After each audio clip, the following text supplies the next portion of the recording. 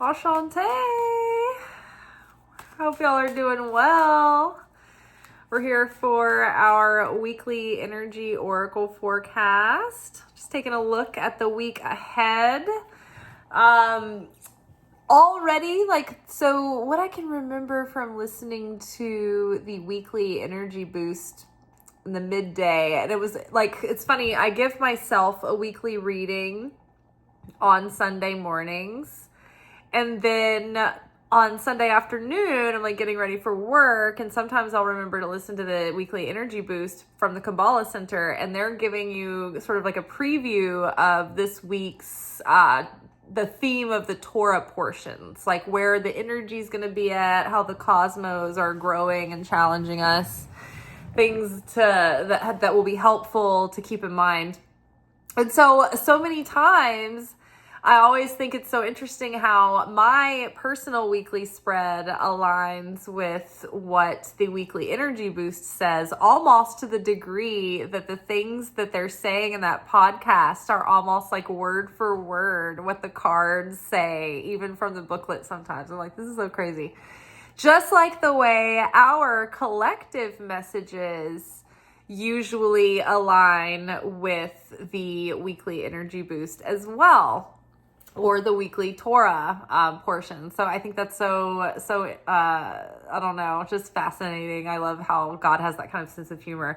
So this week, from what I remember vaguely of the podcast this afternoon when I was listening to it, was that this week would be about merging with that perfected self. Everything that has ever existed and will ever exist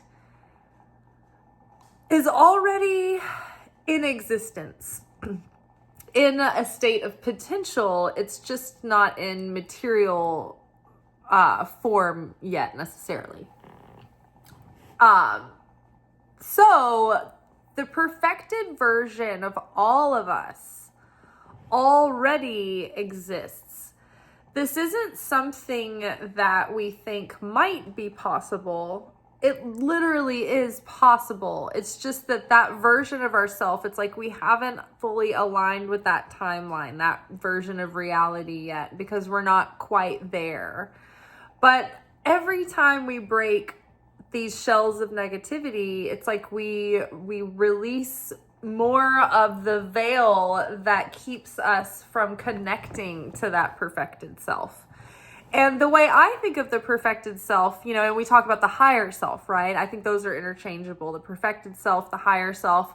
I think it's an aspect of us. It's an aspect of our super consciousness, our over self, that is maybe already functioning fully integrated within the body, materialized, embodied in a timeline, in a version of reality, right?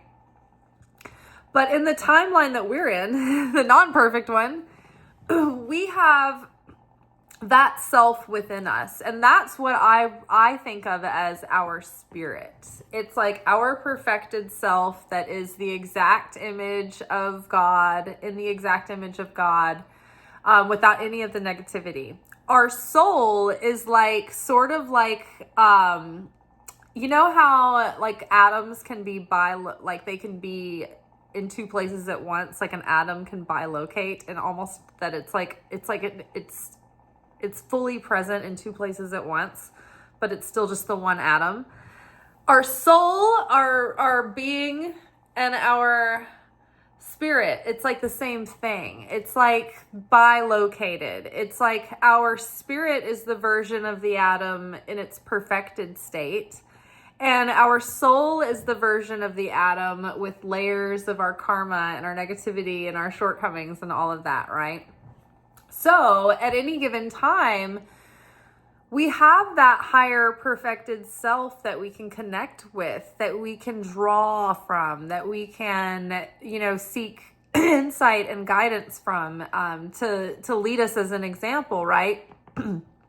And we can connect with that energy and draw from it even before we are able to fully embody that kind of awareness and presence within ourselves within this timeline. So it's nice and it's empowering to know in the context of manifestation, when you like are confidently certain in something like that helps the manifestation, because there's no resistance, there's no doubt.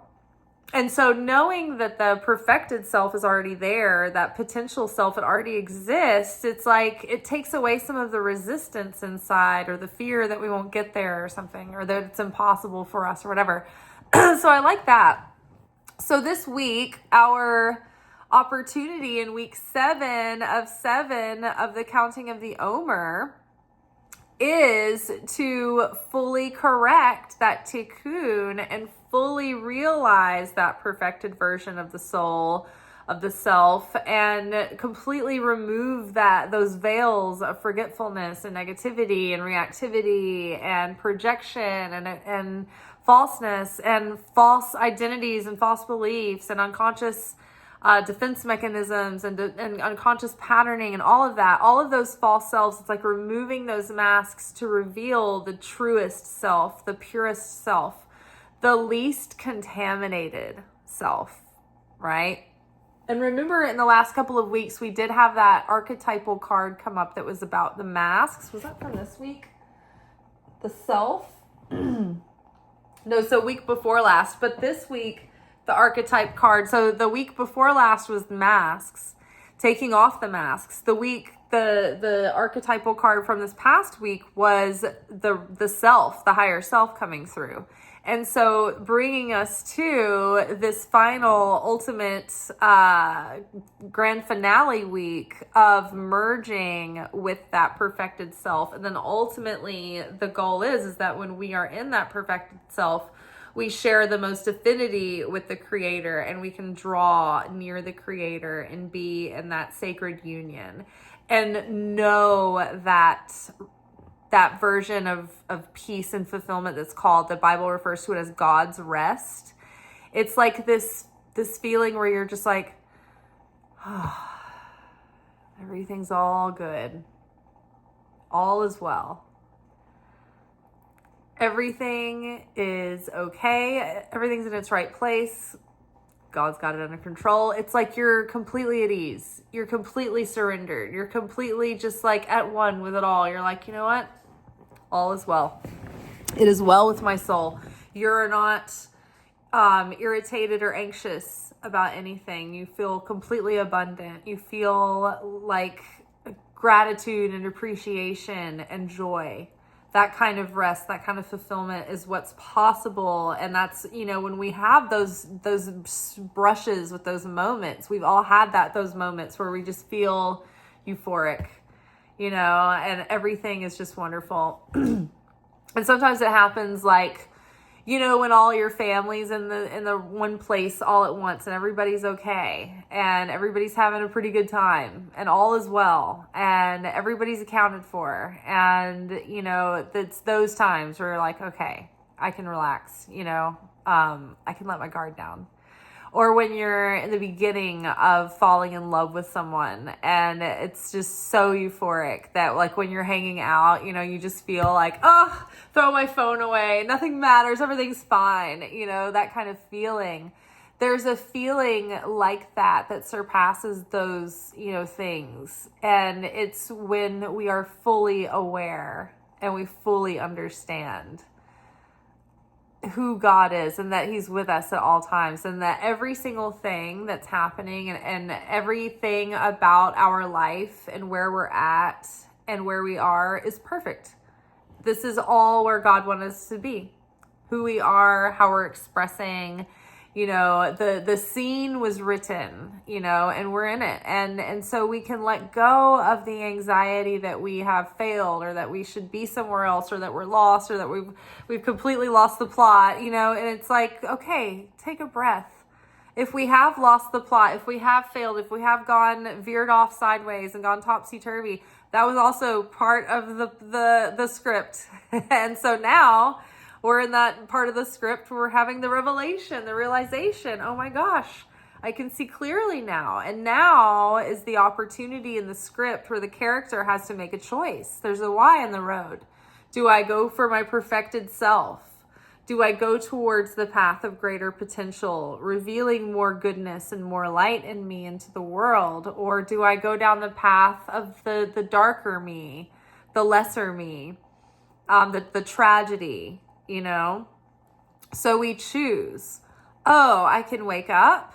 I can realize, I can do my best to change. And it's, you know, it's not like in a movie where somebody just changes by the next scene. You know, they go through like this little montage where they take a walk and they realize how wrong they've been. And then they're like thinking about things and it starts raining and then they feel forlorn and then they're longing and then they're yearning and then they're like, you know what? No, I can do this. And they run down a block or something and like someone finally sees them like, and everything's fine and it's all better. They never, you know, it's like they're changed for good.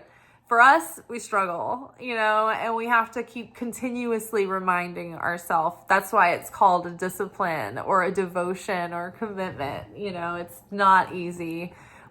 Human beings are so forgetful. I get lost in the soap opera like immediately.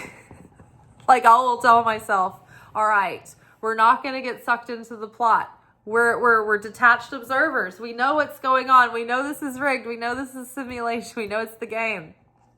We know that if something antagonizing comes along, it's our opportunity to score points, to elevate ourselves, to get to Big Mario, right? But every single time I get bent out of shape, my panties get a twist. And I'm like, oh, wait, no. So it's all about recognizing and then recovering. Right? And that's why we slow down. We learn to pause. We learn to react slower.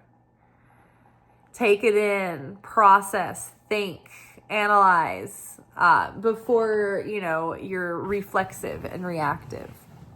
Tune in to your guidance and your feelings, right? So that we have this chance to be new people, but it just requires our participation, our devotion to that, and our awareness and our practice with that awareness to catch ourselves in those moments, pivot, choose differently, choose to see the situation and think, oh, this is such a great opportunity, you know, to really see myself.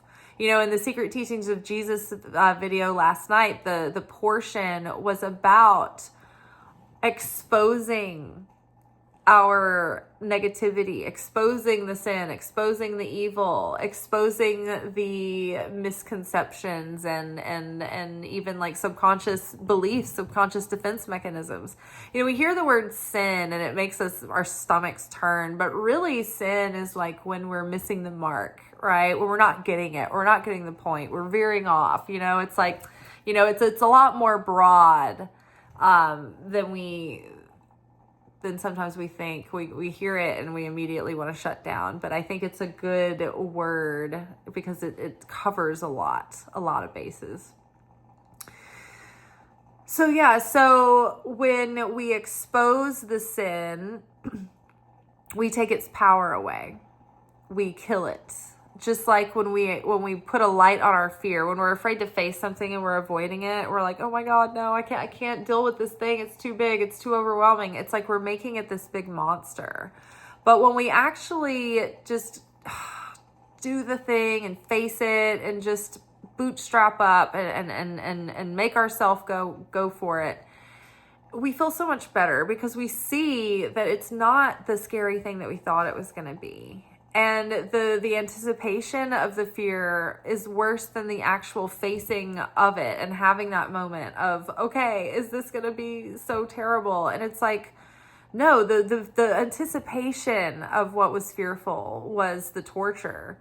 And then when you face the thing, it's never as bad as you built it up to be. And so once you keep looking at it, once you shine that thing out in the open and you put light on it and you just get used to it being there, you're like, okay, all right, I can deal with this. This is no big deal. You know? I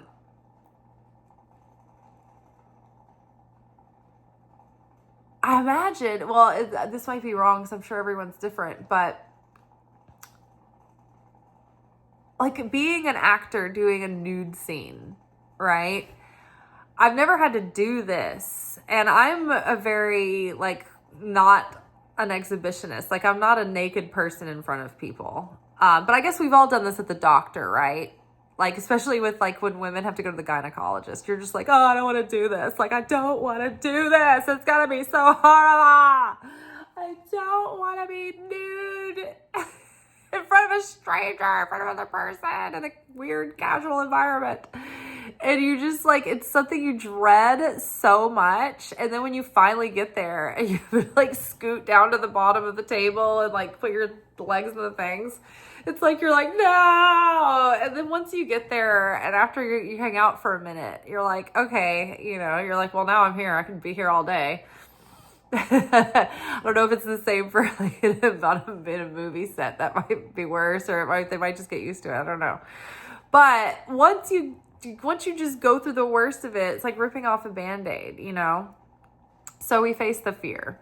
And when we put it out in the open, it loses its power. Same with our subconscious patterning or unconscious defense mechanisms or reflexive responses or codependent role playing. You know, when we see it happening and then we can realize it, we can recognize it. And then when we start seeing it happening again and again, it's like, oh, pause, choose differently. I'm not on autopilot. Like, I don't want this. I'm not, this isn't who I choose to be. I don't want to play this out.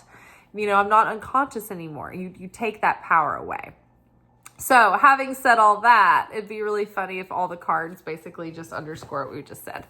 So I love the first card out is victory. I think that we're coming out strong in our last week of the Omer. This all culminates in the last day called, I think it's called Shavuot. I think that I've got the holiday right. There's a lot of different ones, and I am self-taught, lone little Jewish girl over here. I was raised in a Christian household, but my mom's side of the family was Jewish from the Middle East. They're from Syria and Lebanon and Gaza, actually. And so we're from there. And so I always just like had the instinctual interest in it. And then later it was confirmed with like, you know, those genetics tests that we definitely had Jewish blood. I was like, it makes so much sense. But I had been studying like Kabbalah and everything through the Hebrew scope and like Zohar and everything like that. So I forgot why I got onto that sidetrack. Oh yeah, Shavuot. So I started like keeping all of the high holidays and learning more about them and through the Kabbalah Center, but like also through other teachers and rabbis and things. So I've sort of patchworked together what I know about these holidays, but through the lens of a mystic, right? And so specifically, but there's so many holy days and that have named days of the year that I'm not confident that is the correct one. But if I'm right, this whole Omer culminates in this one day where great miracles and blessings can be revealed. And I believe that is Shavuot. Let's just go with that. So basically this week is like kind of like the last hurrah of opportunities to seize these opportunities of challenge that we can embrace in order to really transform and remove our darkness and remove those shells and reveal that light and get us in that flow. You know, don't we love it when we're in the flow, when we're in that fulfillment, when we're in that God's rest? You know, everything just falls into place and we find that we're in the right time, you know, we're in the right place at the right time, and we're just favored and blessed everywhere we go. And so it really, like, it does a lot for us when we are proactive at sacrificing our lower self. It reveals all these miracles and goodness. And so I'm loving this card because it really says to me, like, the universe is like pleased with our efforts, and we should never rest on our laurels. But I do feel that this is, you know, like a little bit of a high five and, you know, like a little, like, good for you, little human, pathetic wretch. You made it through. You've done a little bit of positivity. We're good on you, you know, big ups. But I think that we've been successful, at least in like getting to our next level, hopefully. So hopefully good, fun things are going to come following. Oh, toxic. Oh my God, this was part of my weekly reading too. And this is great because this is the grand finale, and what we want to see all of our toxicity. We want it to be obvious this week. We want to be able to see like, oh, these are my toxic traits. These are my toxic habits. These are my toxic mindsets. These are my toxic self-saboteurs. Right? These are the ways that I have been toxic towards other people. These are the ways that I have projected my unconscious toxicity at others.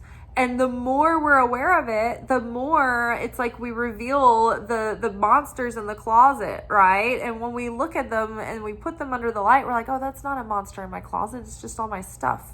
It's been distorted, right? Our stuff has been distorted. The darkness, masking all of our stuff, playing on all of that, it creates illusion, and it gets us fearful and reactive, and we believe what we're seeing. I love that metaphor because even as grown adults, we've all like laid in our dark room and given ourselves the absolute creeps and convinced ourselves that there's a demon in our closet, and we know it's just our clothes. And we're like, no, it really is this time. I know, I can feel it. So yes, we want to see the toxicity this week, right? We don't want it dormant and lingering and waiting to come out later. We want it nipped in the bud now because we really want like that fulfillment to come in. There's teachings that came up recently. I can't remember which teacher was talking about this, but we were talking about how for a lot of like high souls, righteous souls, they have very difficult lives in the beginning. They go through a lot of difficulty right off the bat in their early life. But then once they go through all that process and that overhaul, then it's like things can get really sweet and things can improve on the second half of their life. And things will get sweeter, as for the rest of their life. It's like they get the workout out of the way first. But then other people who have had, they made it look like they've had easy street their whole life, their things are going to happen later. And when it's not going to be, when they're not in the mood and they're over it, they're like, I want to be at peace now. And it's like, no, unfortunately, you didn't do all this overhaul early on. We all have this work to do in our incarnations. All of us have this stuff to transmute, and so depending on when we do it, I guess is up to us a little bit up to destiny, how things play out in our life. I know that my life has been riddled with difficulty and crisis and strange things that other people have not been through and that have not experienced. And so I'm looking forward, hopefully, to a big shift soon. But things have been so pretty much neutral and peaceful for me personally over the last few years. So that's good. I think I have hit maybe like a leveling point. And that's not to say that we never go through challenges or, hard things ever again in our lives. It's just to say that maybe the bulk of it, is past you. But I feel hopeful that a new season is upon us and blessing and expansion are coming into our lives. And that all the things that we've gone through have prepared us to be able to really enjoy and appreciate that and not let it ruin us and us not ruin it either. See what we've got here. Ooh, uncover. So again, it's like we've got the victory, like the spirit stick here. Did you guys ever have that at your high school? Like if you have school spirit, you have like this like stick that represents the school spirit. I don't know. It's just one of those crazy school things. This reminds me of school spirit. We didn't have people's heads on spikes though at our school.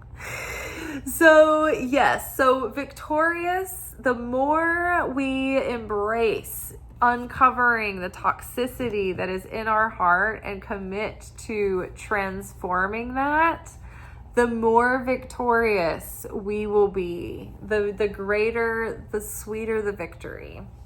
So we are turning our bitterness into sweetness, and we are recognizing, these patterns, these unconscious defense mechanisms, interconflicting desires, you name it. And we're really getting to the bottom of it. And so we're definitely resisting the urge to avoid discomfort this week or to be avoidant, and we're really digging in, right? Invite it. Invite the metamorphosis. Invite the renewal. Invite. Moths are, I believe, they're about resurrection and sexual energy, I think. So, are you? You know what makes me feel randy? Resurrecting. That's from the root word erecting. Oh my God, you guys. All right, and what do we have? Ooh, water. And what goes perfectly with a resurrection? I pair it with a baptism. Cleansing, purification, flow, absorption, nurturing, life force. I love this. So I love this. After have you guys ever done a crawfish boil? Or done any kind of boil with a kind of creature that you have to purge, like seafood stuff? It's even picking fresh produce. You've got to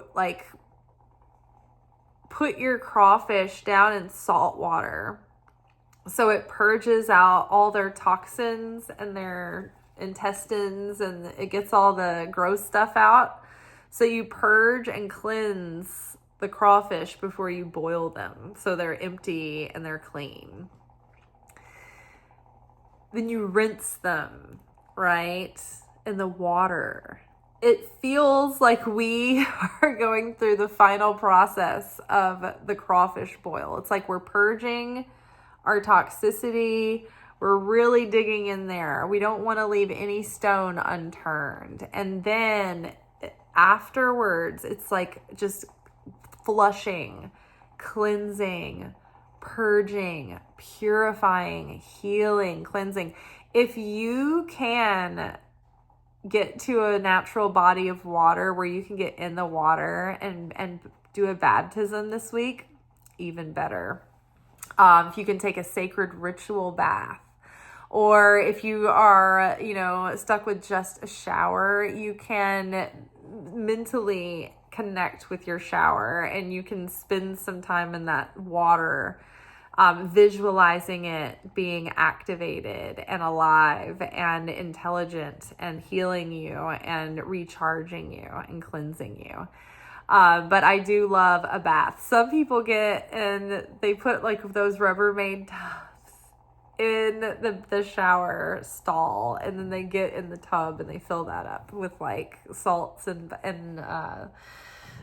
bubble bath and stuff. So I guess that's better than not having one at all. But yes, water, drinking water, physically connect with water this week. And in fact, intentionally charge your water with prayer and words and intentions of all the things that you want to bring in, all the blessings that you want to bring into your life, everything that you're calling in, everything that you're speaking over yourself, all the blessings that you're speaking into yourself, put it on your water. I have on my water pitcher a piece of paper tape that has labeled beauty, joy, abundance, health, wisdom, all the things, all good virtues, on the pitcher. Because if you guys haven't watched anything about water, documentaries about water, Dr. Emoto, a physicist, he was a thought leader in studying the nature of water. And water is intelligent, and water, you can influence water by talking to it, and you can restructure water by putting labels on it and words on it. And when you are mean to water, its structure looks like random chaos muck. But when you are kind to water and you say positive things to water, its structure is like crystalline and beautiful, like intricate geometrical designs. There's a whole documentary on YouTube. Just look up Dr. Emoto water experiment full documentary, and there's gonna be like a very dry, like boring looking documentary come up. It's about an hour, and it's probably something to do with like the structure of water, the Dr. Emoto water or whatever. Watch the documentary, it's amazing. But yeah, you will be so fascinated. There's just so much to talk about with water. I'm a real water nerd, but there's so much they don't know about water, so I don't know. It's just water's a magical medium, and science is like figuring it out. All right, that is all for tonight. We have a victorious week ahead of us. Lean in to seeing your negativity any chance you get, and really, really milk it. Dig in. Detach yourself as a non-judgmental observer of the toxicity and get curious about it. Explore, go back. Where did this originate from? Where is this coming from? Can you easily let it go? Is this something you want to shed and you don't want to carry with you anymore, right? This is a good week to change. This is a week, in fact, where miraculous change is possible. Very fast, immediate. Change doesn't necessarily take a long time. It doesn't have to. Change can happen instantaneously. Miracles are instantaneous. Now, we can take forever. We can take 40 years to wander the desert in circles, instead of just going straight to the promised land. The Israelites could have just stayed united, corrected their tikkun, and gone straight to the promised land very quickly. At Mount Sinai, they were already revealing immortality and absolute miracles. But they broke the covenant. They started worshiping that golden calf in those golden cowboy boots. Nothing. Never mind. So they broke the covenant and they had to wander around lost for 40 years. But had they just unified with God and found their absolute perfection and unified with that perfected self, then instead of just being I'm tired of this manna, they said they got complacent, they started complaining, and they started getting divided amongst one another, and it fell apart from there. So we've always been trying to just get our shit together from the beginning. I try to get my shit together every day that I go to work, because when I'm at home alone, there's no one provoking me. And every day I go to work, I'm like, yes, today I am going to not say anything. I'm not going to do any evil tongue. I'm not going to have evil eye. I'm going to be good. I'm going to really appreciate people, be patient. I'm not going to get pissed off about anything. Does not last. Every day is a new day that I, just like the Israelites, wander the wilderness. But this week, we can change. We can change very quickly and profoundly. All right, you all, to swift change. Shalom.